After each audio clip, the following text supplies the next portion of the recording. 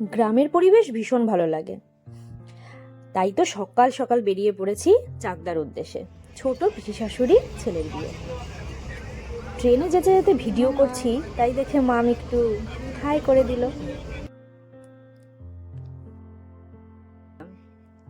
এবারে এখানে বসে ডিসাইড হচ্ছে যে আমরা ভ্যানে যাব না টোটোতে যাব।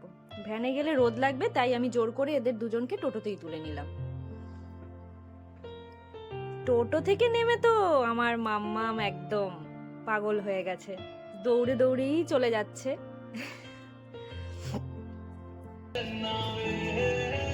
এই হচ্ছে আমাদের বিয়ে বাড়ি।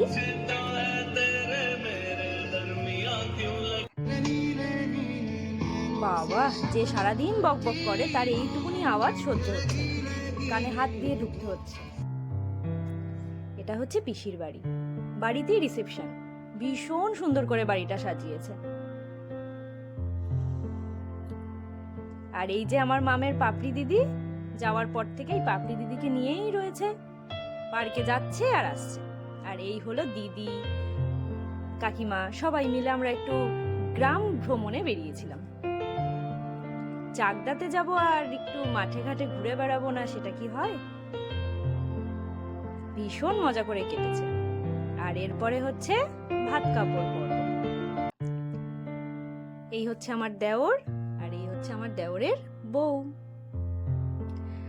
আর এবার আমার সেই কাজ, যেটার জন্য আমাকে পিসি অনেকবার ফোন করে বলেছে, তুমিই কিন্তু সাজাবে, আমার ইমনের বউকে তুমিই সাজাবে। তো সেই দায়িত্ব মাথায় নিয়েই আমি গেছি, সেই দায়িত্বটা পালন করতে শুরু করে দিয়েছি। আস্তে আস্তে সব করছি।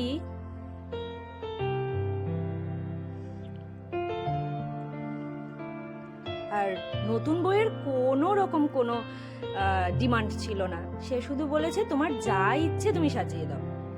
আমি বারবার বলছি তুমি একটু দেখে নাও তোমার কি ভালো লাগছে, বলেছে না তোমার যেটা ইচ্ছে তুমি করো।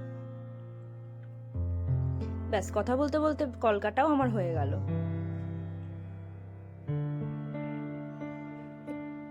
হেয়ারটা কমপ্লিট করে নিলেই আমার কাজ শেষ, তারপর নিজে রেডি হব। এই যে নতুন বউ একদম রেডি। কাকিমা আবার পাশে দাঁড়িয়ে একটু পোজ দিয়ে নিল। সবাই এখানে আছে। এবারে ভাবছি নিজে একটু পোজ না দিলে হয়, কিন্তু জায়গায় খুঁজে পাচ্ছি না, কোথায় যে পোজ দেব। এই যে পোজ দিয়ে ফেললাম একটু একটু হেঁটে ঘুরে। আর আমার ভিডিওগ্রাফার আমার পার্সোনাল মাম্মাম। এই হচ্ছে আমার পার্সোনাল ফটোগ্রাফার। যদিও সে ফটো তুলতে একদম পছন্দ করে না, তাও জোর করে একটা তুলে দিলাম। আর লাস্ট সবার সাথে সেলফি তুলে টাটা।